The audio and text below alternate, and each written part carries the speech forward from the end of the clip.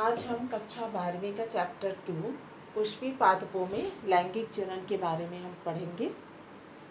पुष्पी पादपों में लैंगिक जनन के अंतर्गत हम ये देखेंगे कि एक पुष्प में किस प्रकार से लैंगिक जनन की प्रक्रिया पूरी संपन्न होती है। इस अध्याय में लैंगिक जनन की पूरी संपूर्ण प्रक्रिया को समझाया गया है। चरणबद्ध तरीके से हम उसका अध्ययन करेंगे। सबसे पहले तो हम ये समझेंगे कि लैंगिक जनन क्या है।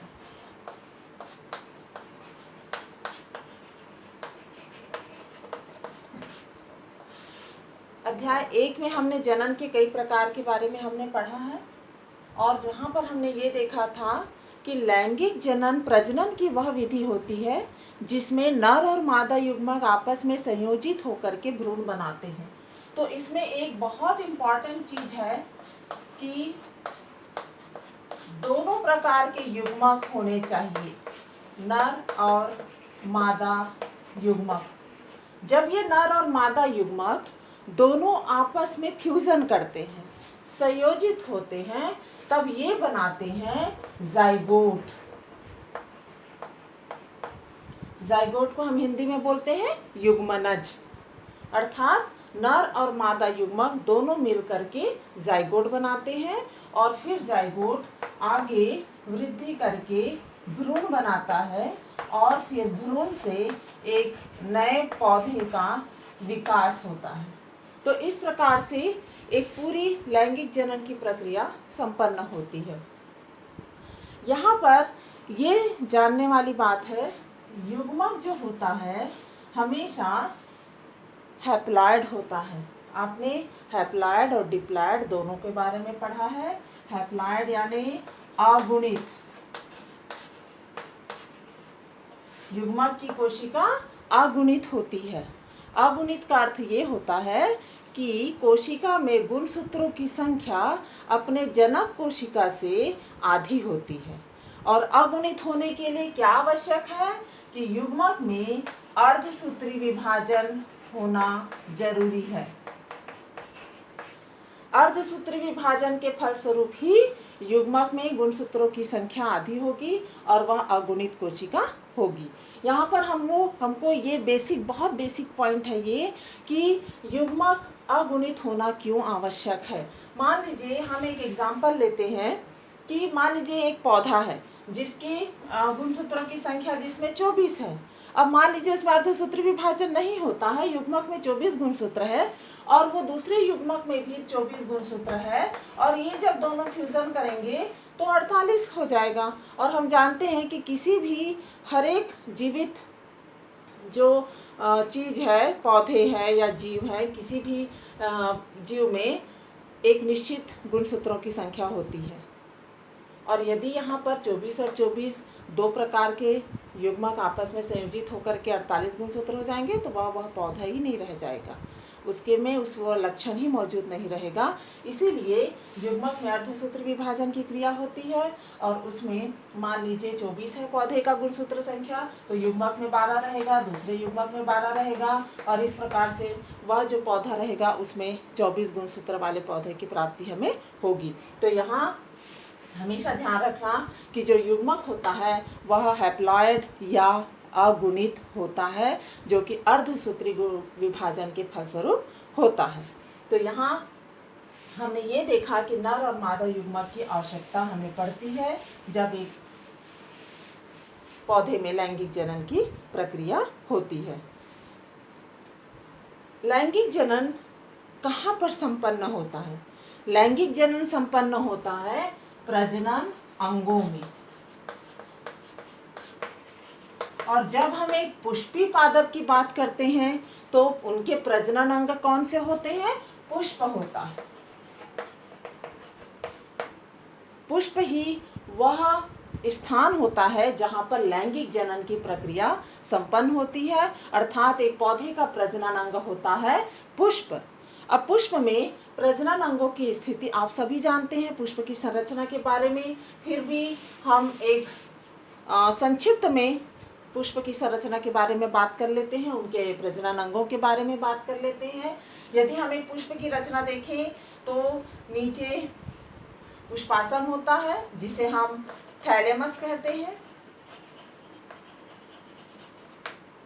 और पुष्पासन के बाद यहाँ पर आप जानते हैं कि हरे रंग की रचना होती है जिसे हम बाह्यदल पुंज कहते हैं, और रंगीन पंखुड़ियाँ होती हैं फूल की जिसे हम करोला कहते हैं। तो इस प्रकार ये थैलेमस हो गया, यहाँ पर ये हरे रंग की बाह्यदल पुंज जिसे हम कैलिक्स कहेंगे, रंगीन फूल की पंखुड़ियाँ होती हैं जिसे हम दल पुंज या करोला कहते हैं। तो ये दो भाग हो गए, कैलिक्स और करोला। उसके बाद पुष्प में अगली जो तीसरी रचना होती है वह है पुमंग या एंड्रोशियम। ये तीसरी ये पूरी रचना कहलाती है पुमंग, या हम इसे कहेंगे एंड्रोशियम। और सेंटर में हम देखेंगे कि एक लंबी सी रचना होती है, ये पूरा भाग कहलाता है जायांग।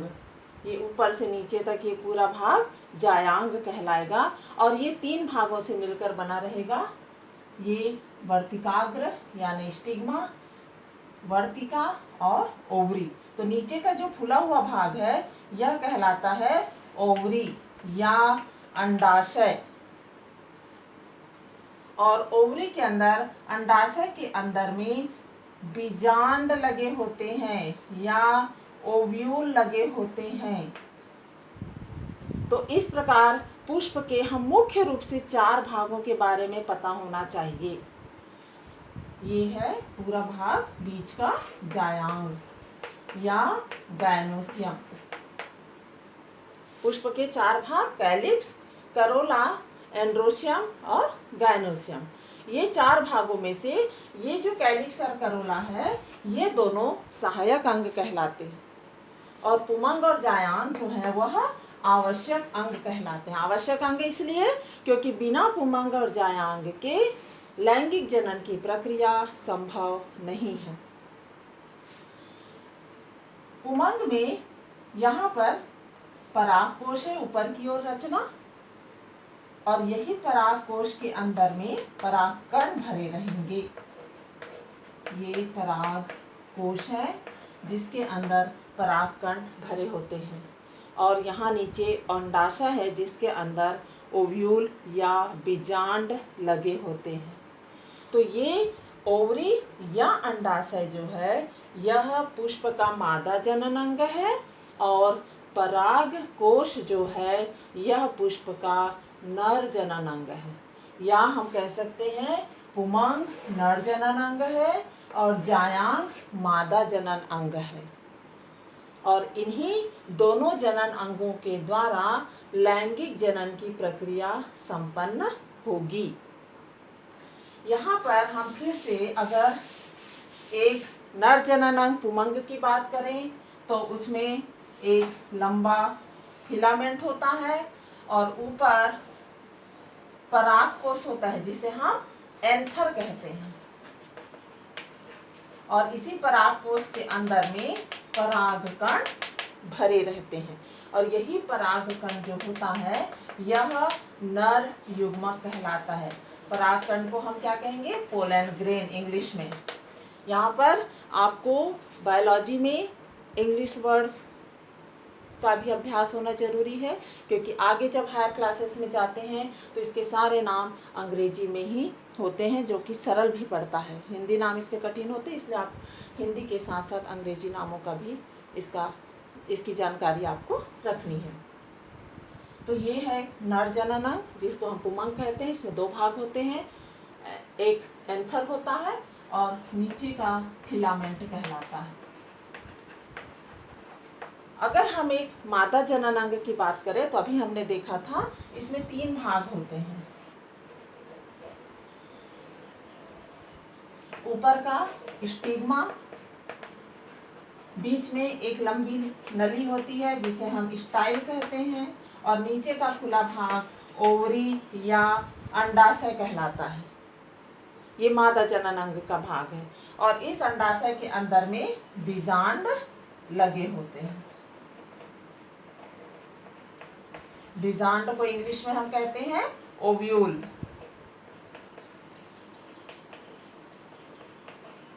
तो ये क्या है? ओव्यूल।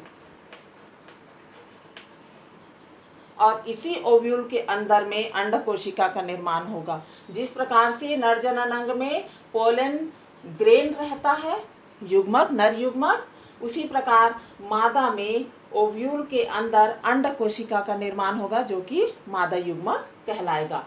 तो इस प्रकार पोलन ग्रेन और अंड कोशिका जो कि ओव्यूल के अंदर रहेगा, ये दोनों चीज़ें बहुत ही महत्वपूर्ण भाग हैं एक पुष्प के, जो कि लैंगिक जनन की प्रक्रिया में भाग लेते हैं।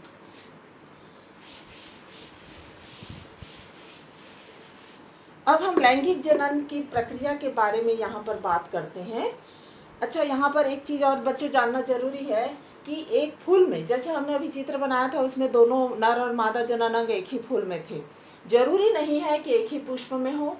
कभी कभी कोई पुष्प केवल नर भाग होता है, नर जननांग होता है, और कभी किसी पुष्प में मादा जननांग होता है, या कभी किसी पुष्प में दोनों जननांग मौजूद रहते हैं। तो यहाँ पर हम दो प्रकार के पुष्प जननांगों के आधार पर होते हैं। एक कहलाता है यूनिसेक्सुअल और एक कहलाता है बाइसेक्सुअल।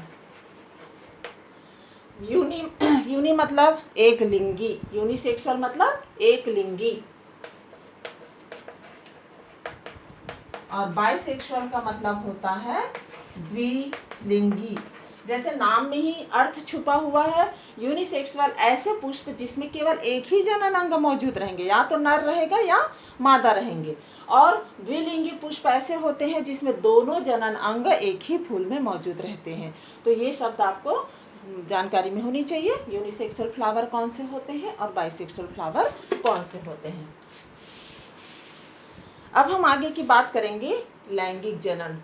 बच्चों, इस अध्याय में ये लैंगिक जनन जो है प्रक्रिया बहुत लंबी प्रक्रिया है और इसको हम स्टेप वाइज पढ़ेंगे। इसमें हम जो चरण होंगे इसके बारे में हम पहले समझ लें।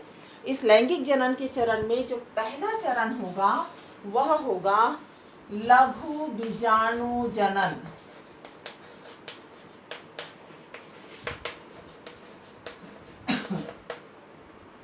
अर्थात माइक्रोस्पोरोजेनेसिस। लघु बीजाणु जनन या माइक्रोस्पोरोजेनेसिस के अंतर्गत हम क्या पढ़ेंगे? किस प्रकार एक पौधे में उसके पराग कोश के अंदर पोलन ग्रेन का निर्माण होगा या पराग कण का निर्माण होगा। इस टॉपिक के अंदर हम वो पढ़ेंगे। पहला कि पराग कण का निर्माण किस प्रकार हुआ। दूसरा जो रहेगा वह है गुरु बीजाणु जनन।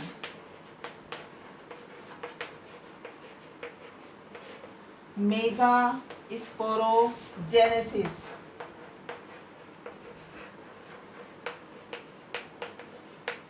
इस टॉपिक पे हम पढ़ेंगे मेगा स्पोरोजेनेसिस में कि किस प्रकार एक अंड कोशिका का, एक ओव्यूल के अंदर अंड कोशिका का निर्माण किस प्रकार होता है। तो ये दोनों टॉपिक में हम एक के बाद एक पढ़ेंगे। नर युग्मक का निर्माण किस प्रकार होगा पोलन ग्रेन का, और सेकंड में हम पढ़ेंगे मादा युग्मक अर्थात अंड कोशिका का निर्माण बीजांड के अंदर किस प्रकार से होगा। ये दो टॉपिक हैं। थर्ड है जब दोनों का निर्माण हो जाएगा उसके बाद परागण की क्रिया होगी, पॉलिनेशन।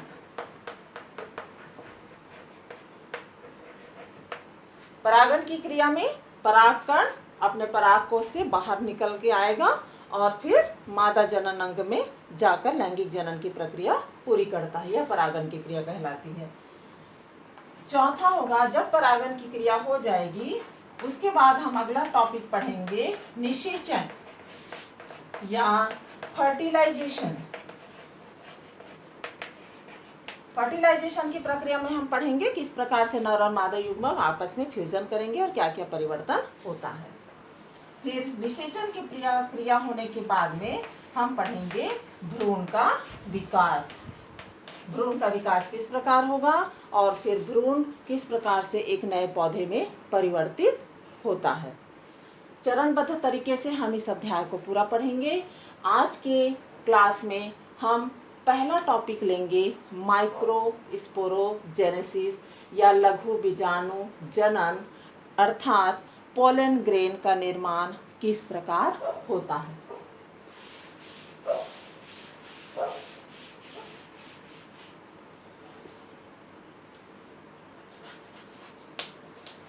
माइक्रोस्पोरोजेनेसिस, लघु बीजाणु जनन।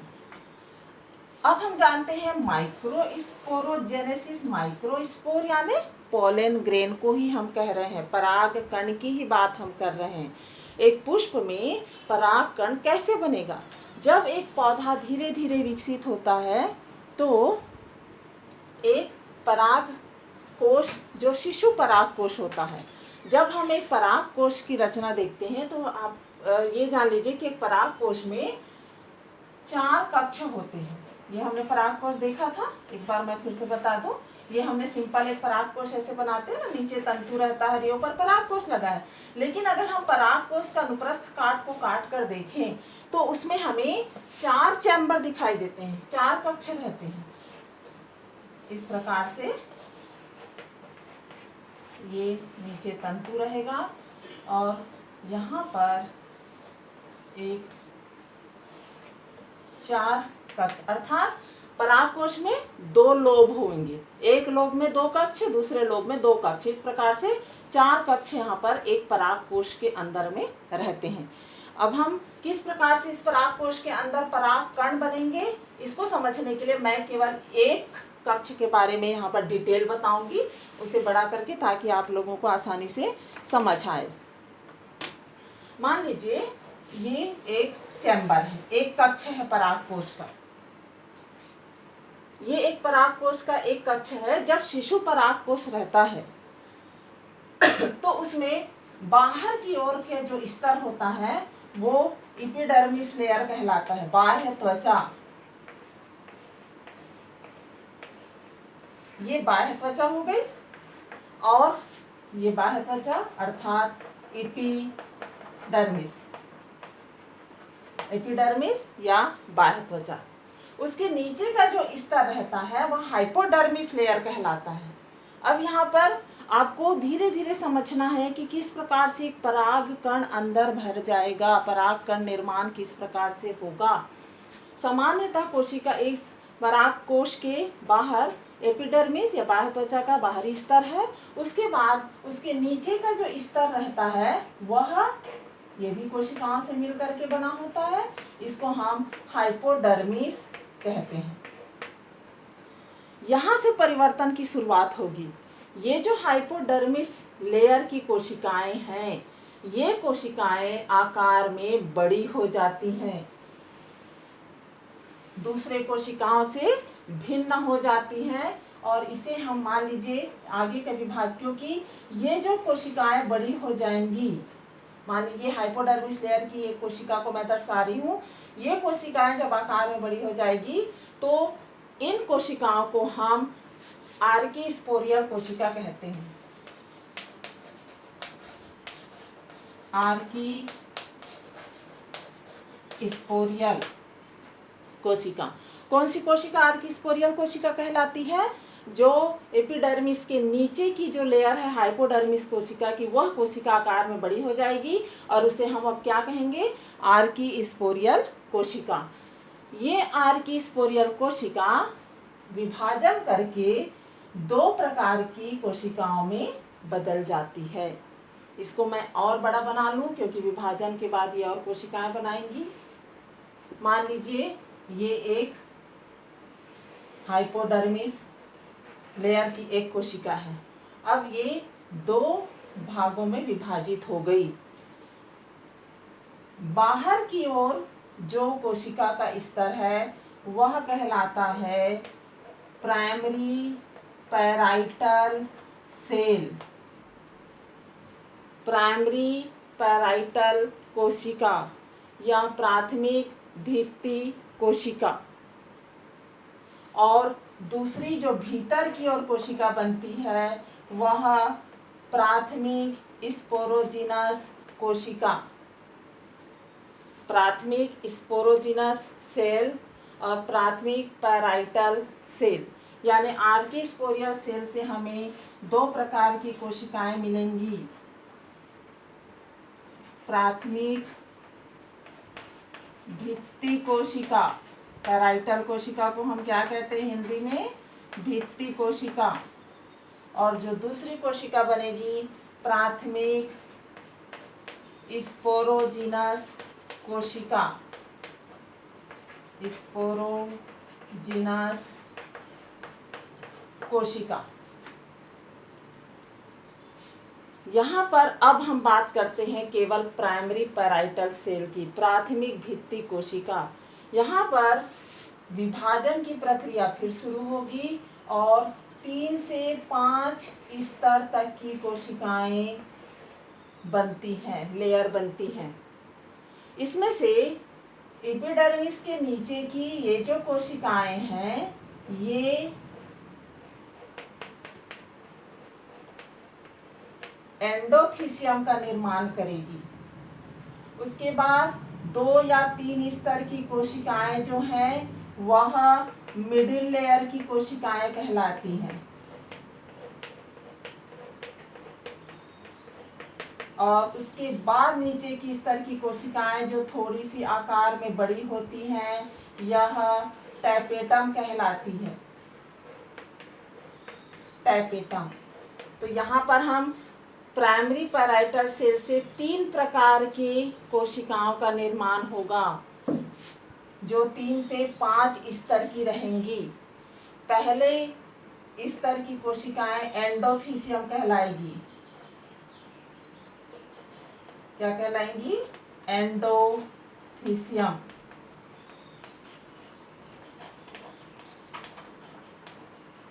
उसके बाद की 2-3 स्तर की कोशिकाएं लेयर कहलाएंगी मिडिल लेयर या मध्य स्तर।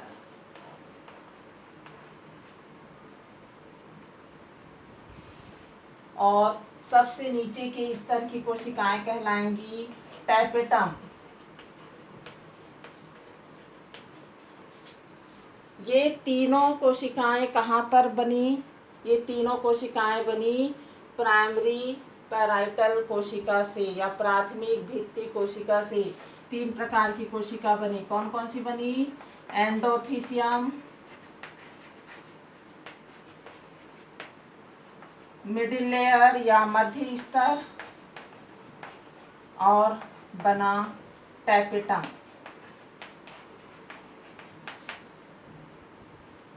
अब उसके बाद बची प्राथमिक स्पोरोजिनस कोशिका जो कि अंदर की ओर है। ये प्राथमिक स्पोरोजिनस कोशिकाओं में भी विभाजन होगा और विभाजन के बाद यह कोशिकाएं बना लेंगी प्राथमिक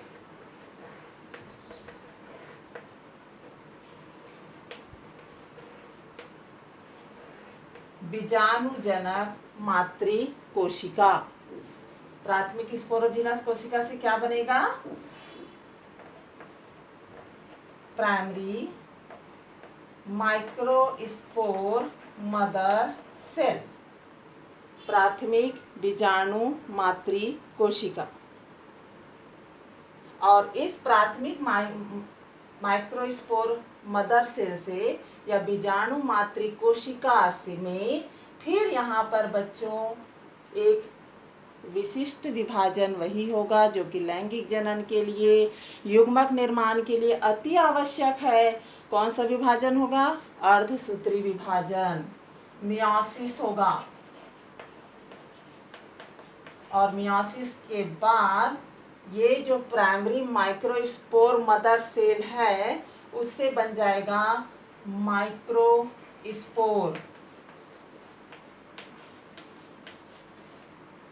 नर युग्मक या पोलन ग्रेन या परागकण। यहाँ पर ज़्यादा स्टेप नहीं है, बस 3 स्टेप में माइक्रोस्पोर बन जाता है। ये कहाँ से बना? प्राथमिक स्पोरोजिनस कोशिका से। प्राथमिक स्पोरोजिनस कोशिका कहाँ से आई थी? आर्कीस्पोरियल सेल से। आर्कीस्पोरियल कहाँ से आया था? एंडोथीसियम एपिडर्मिस के नीचे वाली लेयर जो हाइपोडर्मल लेयर कहलाती है, उस हाइपोडर्मल लेयर की कोशिकाएं बड़ी हो जाती हैं, और जब बड़ी हो जाती है तब हम इसे आर्कीस्पोरियल कोशिका कहते हैं। ये आर्कीस्पोरियल कोशिका दो भागों में बढ़ जाती है, प्राइमरी भित्ति कोशिका, और इस प्राथमिक भित्ति कोशिका से 3 लेयर का निर्माण हुआ, एंडोथीसियम, मिडिल लेयर और टैपेटम। और भीतर की ओर की जो कोशिका थी वह प्राथमिक स्पोरोजिनस कोशिका कहलाई, और ये प्राथमिक स्पोरोजिनस कोशिकाएं अलग अलग होकर के प्राइमरी माइक्रोस्पोर मदर सेल की तरह कार्य करती है, और ये प्राइमरी माइक्रोस्पोर मदर सेल में अर्धसूत्री विभाजन यहाँ पर होता है, और फिर ये एक फ्री सेल अलग अलग कोशिकाएं माइक्रोस्पोर बना लेती हैं, और ये माइक्रोस्पोर जो होती हैं ये हैप्लॉइड होती हैं, यानी अगुणित होती है। अगुणित क्यों हो गई ये माइक्रोस्पोर? क्योंकि माइक्रोस्पोर मदर सेल में अर्धसूत्री विभाजन हुई, इसलिए यहाँ पर माइक्रोस्पोर हैप्लॉइड होता है। तो हमारे पास माइक्रोस्पोर का निर्माण हो जाता है, और यहाँ पर भीतर की ओर अलग अलग बहुत सारे माइक्रोस्पोर बन जाते हैं। ये माइक्रोस्पोर ही नर युग्मक है या परागकण हैं। ये जो लेयर है प्राथमिक भित्ति कोशिका की 3 लेयर, एंडोथीसियम, मध्य स्तर और टैपेटम। इसमें एक बात ये होती है कि मध्य स्तर की कोशिकाएं कुछ समय के बाद नष्ट हो जाती हैं और इस माइक्रोस्पोर मदर सेल के लिए पोषण का कार्य करती है। उसी प्रकार टैपेटम का भी स्तर कुछ समय के बाद नष्ट हो जाती है और माइक्रोस्पोर के लिए पोषण का कार्य करती हैं। तो जब एक परिपक्व पराग कोश रहता है तब ये दोनों लेयर नहीं रहते हैं, केवल पराग कण भरे होते हैं और एंडोथीसियम रहता है। ये जो एंडोथीसियम है यहाँ पर की कुछ कोशिकाएं पतली हो जाती हैं और वहीं पर एक दरार बन जाएगा। जब परागण की क्रिया होती है तो ये पराग कोश जब फटता है, फटता कहाँ से है? एंडोथीसियम की कुछ कोशिकाएं पतली रह जाती हैं और जहाँ पर फटेगी उस स्थान को हम स्टोमियम कहते हैं, और वहीं से फिर परागकण बाहर की ओर निकलते हैं, परागण की क्रिया होती है। तो ये माइक्रोस्पोरोजेनेसिस का ये पूरा प्रक्रम है। इस टॉपिक में परीक्षा में भी ये प्रश्न पूछा जाता है, माइक्रोस्पोरोजेनेसिस को सचित्र समझाइए। तो आपको बताना है कि किस प्रकार से एक शिशु परागकोश में क्या क्या क्रिया होती है। सबसे बाहर एपिडर्मिस होता है, उसके बाद हाइपोडर्मिस का लेयर होता है। हाइपोडर्मिस की कोशिकाएं बड़ी हो जाती है आकार में, जिसे हम आर्कीस्पोरियल कहते हैं। आर्कीस्पोरियल सेल 2 प्रकार की कोशिका में विभक्त हो जाती है, प्राथमिक भित्ति कोशिका, प्राथमिक स्पोरोजिनस कोशिका। प्राथमिक भित्ति कोशिका में 3 प्रकार के लेयर बनते हैं, एंडोथीसियम, मध्य स्तर और टैपेटम। मध्य स्तर और टैपेटम जो है कुछ समय के बाद नष्ट हो जाती है और माइक्रोस्पोर के लिए पोषण का कार्य करती है। द्वितीय जो कोशिका रहती है प्राथमिक स्पोरोजिनस कोशिका, वह माइक्रोस्पोर मदर सेल बनाती है और ये माइक्रोस्पोर मदर सेल में अर्धसूत्र विभाजन होता है और ये माइक्रोस्पोर का निर्माण करती है जो कि हैप्लॉइड होता है और यही नर युग्मक होता है। तो इस प्रकार हमारा माइक्रोस्पोर का निर्माण कंप्लीट होता है। अब हम देखेंगे एक माइक्रोस्पोर की रचना कैसी होती है।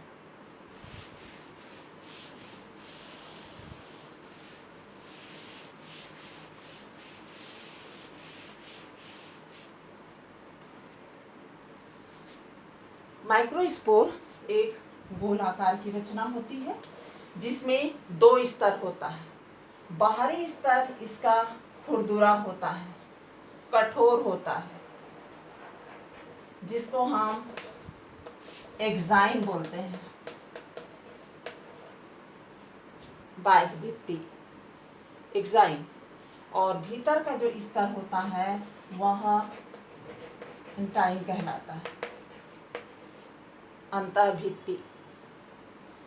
भीतर न्यूक्लियस होता है, केंद्रक होता है, साइटोप्लाज्म या कोशिका द्रव्य होता है। ये जो एक्साइन होता है इसमें कुछ छिद्र होते हैं।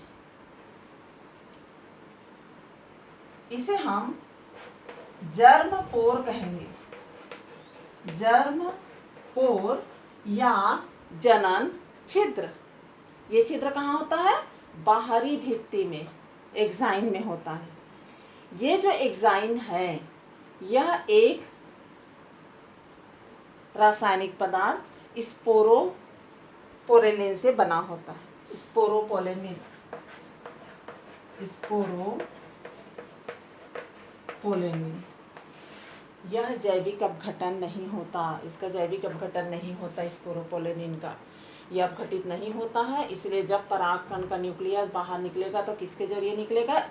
इस जनन छिद्र, इस जर्मपोर के जरिए निकलता है। ये जर्मपोर एक बीजपत्री में केवल एक जर्मपोर होता है, जबकि द्विबीजपत्री में करीब 3 जर्मपोर होते हैं। तो ये जनन छिद्र के द्वारा ही अंदर का न्यूक्लियस बाहर निकलता है। अभी तक जब तक यहाँ पर एक और चीज़ आपको जानना है कि जब ये परागकण पराग कोश के अंदर है, अपने पराग कोश से बाहर नहीं निकला है, तब यहाँ पर इसी के अंदर रहते हुए ही इस न्यूक्लियस में विभाजन होता है। ये न्यूक्लियस इधर आ जाता है भित्ति के समीप, और भित्ति के समीप आने के बाद यहाँ पर इसमें एक विभाजन होगा और समसूत्र विभाजन होगा, और यह 2 न्यूक्लियस में बढ़ जाता है, 2 कोशिकाओं में बढ़ जाता है। एक जो बड़ा रहेगा और एक छोटा रहेगा। एक ही न्यूकेंद्रक था, वह 2 भागों में बढ़ जाता है, 2 केंद्रक बन जाते हैं। जो बड़ा है उसे हम कहेंगे वर्धी केंद्रक, और जो छोटा है उसे हम कहेंगे जनन केंद्रक। वर्धी केंद्रक वेजिटेटिव न्यूक्लियस और ये जेनरेटिव न्यूक्लियस। तो इस प्रकार से जब पराग कोश के अंदर परागकण इसी अवस्था में रहता है, उसमें 2 न्यूक्लियस रहता है, और इसी स्थिति में यह परागन के समय में जब स्फुटन के द्वारा बाहर निकलता है तब उसमें 2 केंद्रक की स्थिति रहती है। ये जब हम आगे परागन के बाद निषेचन की प्रक्रिया में जाएंगे तो ये आपको ध्यान में रखना है। तो इस अध्याय में यहीं तक है कि किस प्रकार से हमने ये जाना कि माइक्रोस्पोरोजेनेसिस की क्रिया में कौन कौन सी प्रक्रियाएं होती, किस प्रकार से माइक्रोस्पोर का निर्माण होता है और एक नर युग्मक तैयार होता है आगे के लैंगिक जनन की प्रक्रिया के लिए। नेक्स्ट क्लास में हम पढ़ेंगे मेगास्पोरोजेनेसिस, अर्थात अंड कोशिका का निर्माण किस प्रकार होगा। तो ये फर्स्ट टॉपिक माइक्रोस्पोरोजेनेसिस का, आपको इसको